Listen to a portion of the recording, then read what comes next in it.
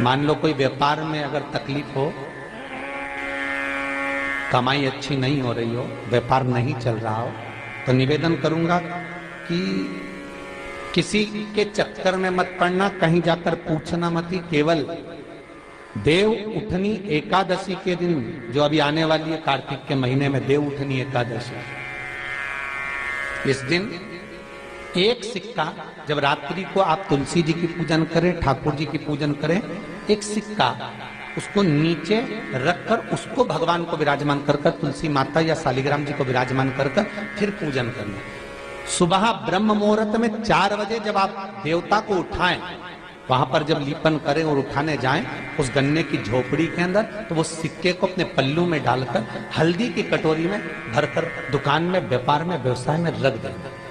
अगली एकादशी तक बताना जरूर कि कितना लाभ मिला, कितना कमाया आपने, सूचना जरूर देना हो। कार्तिक महीने में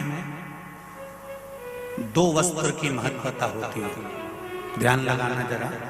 जितनी भी माताएं बैठी हैं, चाहे वो सासू माँ हो, चाहे बहुएं हो, बेटियां भी कभी ना कभी बहू बनेंगी और आप भी कभी ना कभी सास बनेंगे, स्मरण रखें। कार्तिक महीने में 2 वस्त्र का विधान है, एक पीले कलर का वस्त्र और एक लाल कलर का वस्त्र।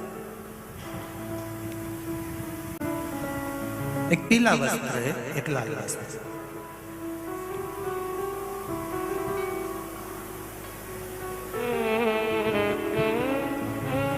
आज देवउठनी एकादशी है।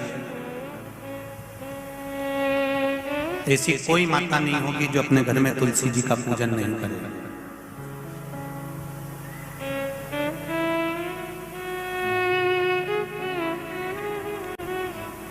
घर की मां यदि आज देवउठनी एकादशी के दिन लाल वस्त्र, बैकुंठ, वैसे तो पचवीगन का महत्व बताया गया है स्कंद पुराण में, जो 5 दिन पीछे के होते हैं। आंवला नवमी से जो क्रम पचवीगन का चालू होता है, पूर्णिमा तक, बैकुंठ चतुर्दशी के क्रम तक, उसका जो महत्व, इन 5 दिनों की महत्वता वैसे स्कंद पुराण में कही गई है, पर आप समझें उसको।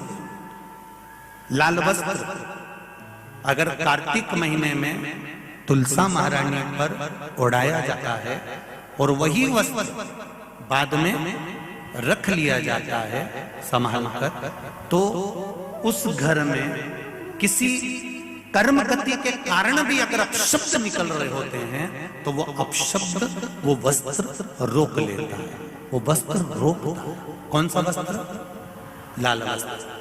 पीला वस्त्र इन 5 दिन में अगर तुलसा महारानी को चढ़ाया जाता है और उसको रखा जाता है, तो जिस नारी के गर्भ से संतान नहीं भी हो रही होती है, उसके कक्ष में अगर वो वस्त्र कुछ दिन तक रखा रहता है, तो ये निश्चित आती है कि गर्भ ठहरता जरूर है। ये पीले वस्त्र की और लाल वस्त्र की महत्वता कार्तिक महीने सुंदर संवाद है, ध्यान दीजिएगा।